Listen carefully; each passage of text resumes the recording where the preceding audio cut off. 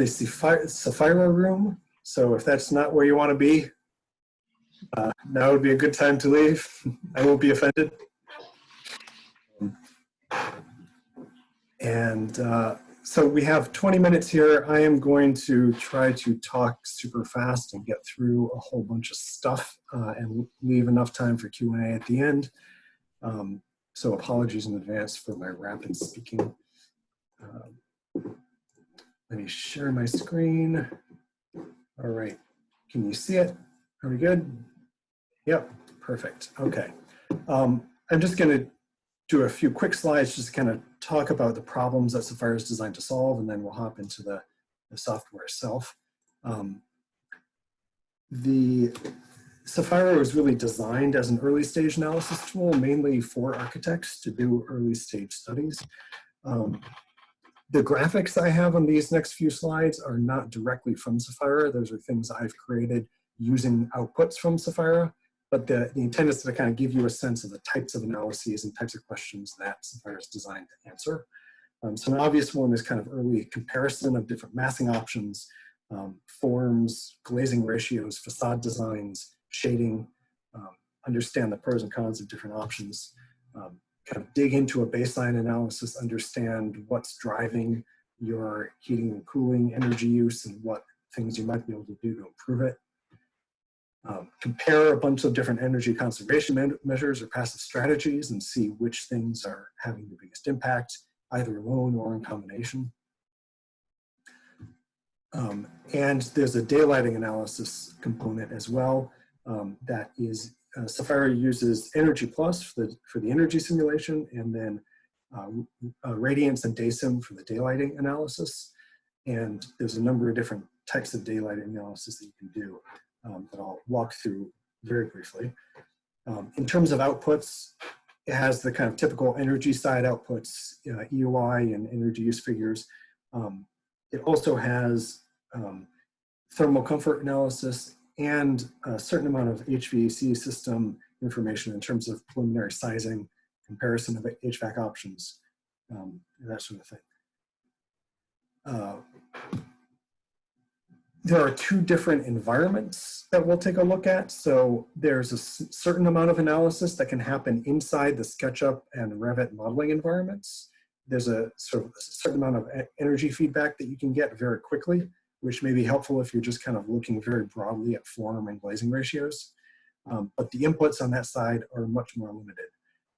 That is where the daylighting analysis lives though. So I oftentimes use it for that. And then once you upload the model to the web application, you have a lot more detail that you can get into in terms of adjusting inputs and a lot more outputs that you can look at. So we'll take a look at both of these. I'm gonna say enough with the slides and hop over to Revit. So you should be able to see a Revit model here, simple commercial building. Sefeira takes a pass at interpreting that Revit model based upon floor components, roof components, wall components. So as long as you've modeled things with the correct type of component, Sefeira should be able to kind of interpret that analysis. When you open up Sefeira, it'll prompt you to generate Sefeira views, which will create a handful of views in the project browser down here. And what these views do is they will isolate just the components that Sefeira needs to do analysis. So it's basically, in this case, just isolated the thermal envelope of the building, shading elements, windows. And it's also color-coded everything so you can make sure it's interpreted correctly. So let's take a quick look at the analysis, the real-time analysis you can do right inside Sefeira. Pull this over here. All right. So one of the ways that Sefeira tries to make it super fast and easy to get started modeling is by filling in a lot of the inputs for you, just based on a few, very few parameters that you have to input. So you can actually kick off analysis just with 3 different inputs. You need the type of building use, in this case it's an office. You need the location of the building, and in the properties panel, you need a kind of baseline, in this case an ASHRAE 90.1 2013, There's a bunch of stuff that comes along with that. One of the things that comes along with it is the kind of prescriptive envelope values that will be part of that particular code, and then some amount in terms of the lighting power and equipment power and that sort of thing. There's a certain amount that you can adjust some of the kind of most important parameters inside the web app. So wall insulation, glazing properties, equipment and lighting load, but the control in the plugin in this environment is fairly limited. We'll have to go to the web app to get more detailed control. So once we have those things, we can run the analysis. The outputs that we will see once it comes back will be the first tile will have EUI. Second tile will have a breakdown of the energy end uses, heating, cooling, lighting, appliances, and there'll be heat gains and losses diagram down below. I'm not gonna wait too long for this to come back, just given our time constraints here. If we have extra time, we can always come back to this afterward. I do want to show you the daylight analysis component here. So as I said, Sefeira is using radiance and daysim for the daylighting analysis. There's a handful of different types of analysis. What you're looking at right here is spatial daylight autonomy. So it's looking at across the entire year, what percentage of occupied hours are actually getting enough daylight. And enough is defined in terms of lux or foot candles. And it's set it to a default value here based on the use type we selected. There's a certain amount of control you have over the graphics. You can change the color scheme. You can add context. I have the roof turned on. I can add the walls here. And you can basically export a snapshot of that image. You can also control the view, what the rotation of the model, that sort of thing. A few other types of daylight analysis in here. There's date and time analysis. So you can say, what does the daylight look at 9 a.m. on September 21st? Overlit and underlit analysis, daylight factor, and direct sunlight analysis. And if there are questions on any of this, I can dive into more detail in the Q&A. But to keep things moving, I am going to flip over to the web application next. So once you upload your model from Revit or from SketchUp, you will be in this environment in the web application. And to give you a lay of the land, at the top, we're looking at the different options that we have in this project. These can be different massing options, so different models you've brought in from Revit or SketchUp. They can be different improvements that you're making using the same massing. So in this case, I have the baseline, and then I have a version where I've looked at basically improving the insulating value of the walls and roofs. And then below that, on the left, you basically have tabs with a whole bunch of inputs. And on the right, you have tabs with a whole bunch of outputs. So I will quickly go through inputs and outputs. On the envelope tab, you have all the stuff you would probably expect, our values, thermal mass, properties of the glazing. One thing that I find particularly useful is the ability to override glazing ratio in here. So if you wanted to look at glazing percentages on different facades, you wouldn't have to necessarily model a glazing ratio. You can basically override whatever glazing you've modeled and just specify that ratio here in the app and study that parametrically very quickly. And then similarly on shading, by default, Sefeira is going to analyze whatever shading you've drawn in the 3D model, including any shading from context geometry. But if you prefer, you could turn that off and actually study shading parametrically in the web app. So you can very quickly compare different shading strategies, different depths of shading, figure out what the optimum is without having to physically model a whole bunch of different designs. So again, good for that very early stage study where you're trying to figure out, what type of shading might be most appropriate, or how much shading, or how big an impact does shading even have? Is it a viable thing to be looking at? Space use, this is where you can configure a lot of the internal loads, occupancy, heating and cooling set points, schedules for the building. There are some defaults, of course, that you saw in the plugin, but you can customize your own, you can save your own settings. For HVAC systems, there's a list here of predefined templates. And then once you've selected a certain system, you can configure that system, at least the kind of primary inputs, in the air side and water side tabs. And again, Sefeira's tried to set up those systems with reasonable inputs already so that there shouldn't have to be too much work if you're not trying to kind of configure a certain system. Sefeira has the option to look at natural ventilation with or without mechanical systems operating. It's turned off by default. You can also look at PV potential. And then this last input tab is zoning. The default zoning strategy is actually perimeter core zoning. That is what comes in by default when you bring a model in.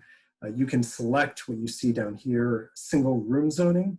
So in Revit, if you've modeled rooms, then you can bring that information in here. And this is also where you can actually change the space use on a room by room basis. So if you have, if you have mixed use building, or if one of these rooms is a different use, you can come down here and actually switch the use to something else. Okay, let me quickly go through the outputs. So right now we're in the energy breakdown tab. Of course, you see the standard breakdown of heating, cooling, lighting, appliances. We can begin to compare the different options that we created up above. If it works, there we go. So you can begin to kind of quickly get a snapshot of how these things relate to one another. I should mention that most of the graphics in Sefeira, you can download the graphic directly, or you can download the data. So a lot of the graphics that you saw on the slides earlier, I like to download the data and kind of create my own graphics from it. So that's the energy use. You can take a look at peak loads. So oftentimes peak loads are what drive the sizing of the heating and cooling equipment. So early on, if you're trying to look at, can we downsize the equipment, you might want to look at peak loads. One thing you can begin to do here is drill down and see what's driving those peak loads in each zone. So I can say, okay, this zone is pretty high. It looks like that's being driven by solar gain and equipment gain, so that helps you kind of understand what you might need to do to bring that down. There is some HVAC sizing outputs, both on a zone basis and a central plant. Again, to be able to kind of understand the implications of sizing decisions early on. Free area allows you to take a look at, do you have enough operable window area to actually make natural ventilation achievable? This is probably most applicable in more temperate climates, where you might rely on natural ventilation for some portion of the year. And Sefeira has thermal comfort analysis, which will actually look at comfort in each zone. You can look at air temperature, you can look at operative temperature, which is a combination of air and radiant temperature, and you can look at ASHRAE 55 using predicted mean vote. And you can actually download those results on an hour-by-hour basis. One other thing that I like to mention is because Sefeira is running Energy Plus, you can also download the IDF file if you wanted to bring it into some other more sophisticated tool and sort of continue the analysis using another platform. You can do that, as long as that other platform is using Energy Plus. All right. I think we should have some time for Q&A, right? A little under 6 minutes. Okay, very good. Questions?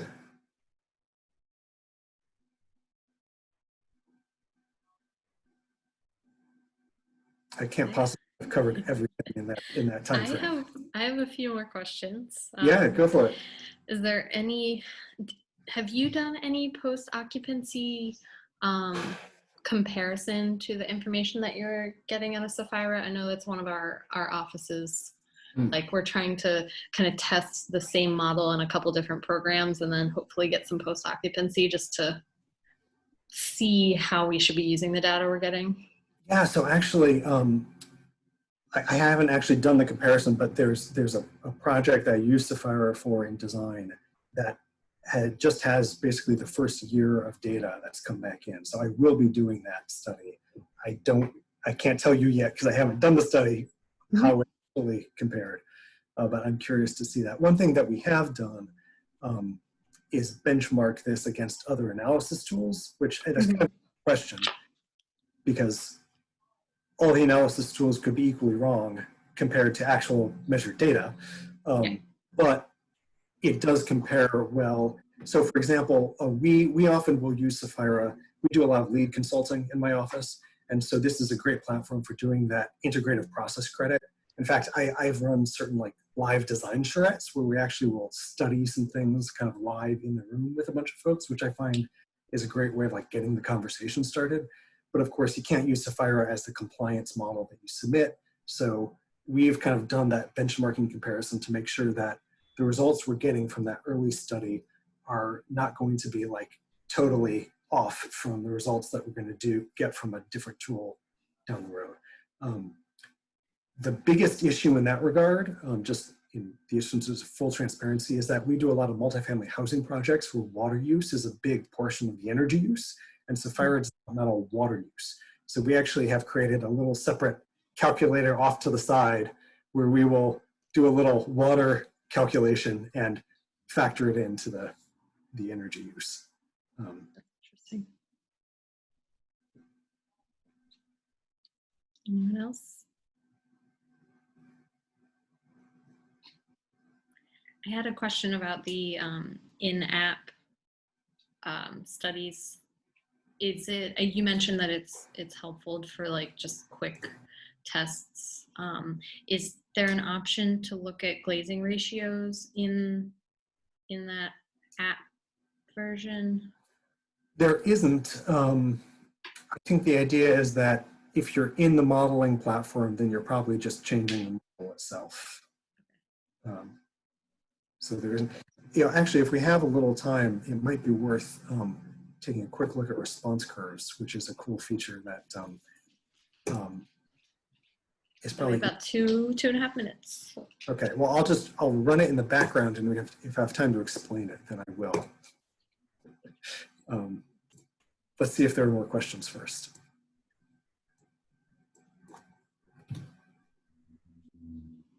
No?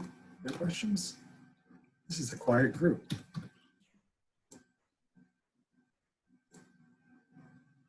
Wow, I'm surprised. Okay, well, then I'll tell you about response curves. This is the type of parametric analysis where you can do a series of analyses across a range for a particular variable. So let's say I want to say, see what the impact of adjusting the south window to wall ratio between 20% and 80% is, and see if there's some optimum in there. You could also do that. It's really useful for shading, like what shade length is optimum. You can do it for insulation. Usually with insulation, you see diminishing returns. As you add more inches, you get less and less benefit. So understanding what that curve looks like and finding like, okay, where does it stop being steep can be really helpful. And you can actually look at any of the outputs across the fire. So you can optimize for total annual energy use if that's what you want to do, or you could optimize for the cooling capacity of the cooling system if you're trying to downsize the cooling system. It does take a little longer than a typical analysis because it's doing, in this case, 5 different runs. So there we go. So in this case, just adjusting the south-facing windows without kind of any shading or anything on them is making my energy use worse. Probably not too unexpected, but you get, what you're looking at here is as the window to wall ratio goes up, what's the impact on EOI? The other thing that I like to understand from this is like, what's the order of magnitude we're talking about here? So the total difference from 20% to 80% is changing EOI from about 39 or maybe about 40 up to 44. So that's the kind of order of magnitude impact you might be looking at for that particular variable. All right, we're in the last minute. Anyone want to say anything? This is your last chance. Speak now or forever hold your peace. So just on the response curves, when you export on the export button, does that gets you like an Excel file, or does that get you the graph itself? That gets you an Excel file. Okay. All right, well, if folks think of questions after the fact, I think hopefully we'll have a slide with emails toward the end, so you're welcome to reach out to me directly if you like, and I'll be happy to field any questions that way. Thank you. Thanks everyone.